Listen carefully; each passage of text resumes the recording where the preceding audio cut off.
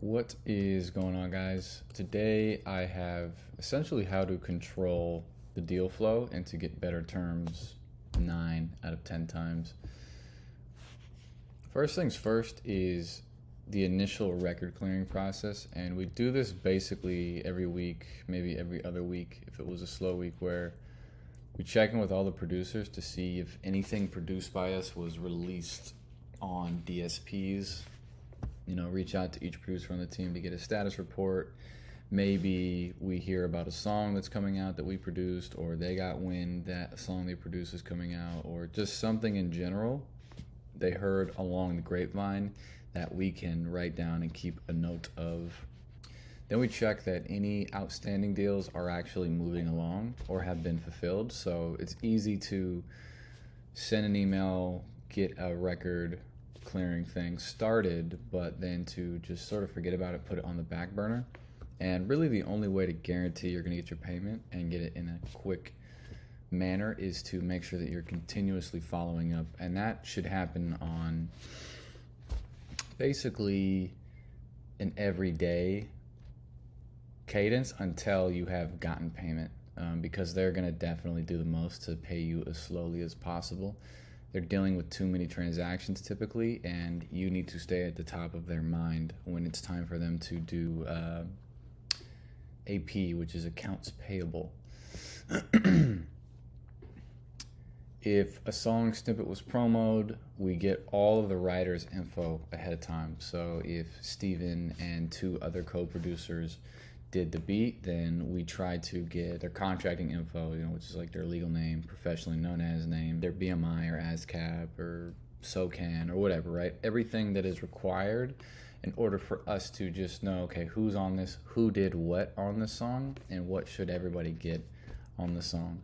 Typically, we split things evenly, but there are times when it doesn't make sense to do that. And so it's good to have as much information as possible, especially ahead of time, so that you can then reach out to the artist team or manager and control the deal flow. It's really important. And then any potential songs on our radar or their radars we can get ahead of. It's just good to know in general, right? Even if a song is going to come out or not come out, it's good to write it down, make a note of it. And there have been really, really rare instances where we have followed up with an artist team and been like, hey, is this song still set to release? And the artist team just forgot about the song, and they're like, wow, yeah, actually, we're going to add this to the project. Mind you, that's happened so few times, but hey, money. Then, it's was the song cleared with us already? If the answer is no, do we have the artist team or label's point of contact, a manager, and literally anybody that we can begin the email process? And then, have they proposed any terms to us yet? If the answer is no, what terms do we want to propose to them first? Our floor fee is $10K. We generally stand firm around $10K. Doesn't mean we always get $10K, but that's pretty much our floor fee. And then this is a general production term, but I have a more in-depth production term sheet, which should have already been in a previous video. So this is how we go about the record clearing process, and it is really vital because you don't ever want to allow other producers or other teams, or especially the label, to be in charge of proposing terms to you, because it's not in their best interest to give you what you think you deserve.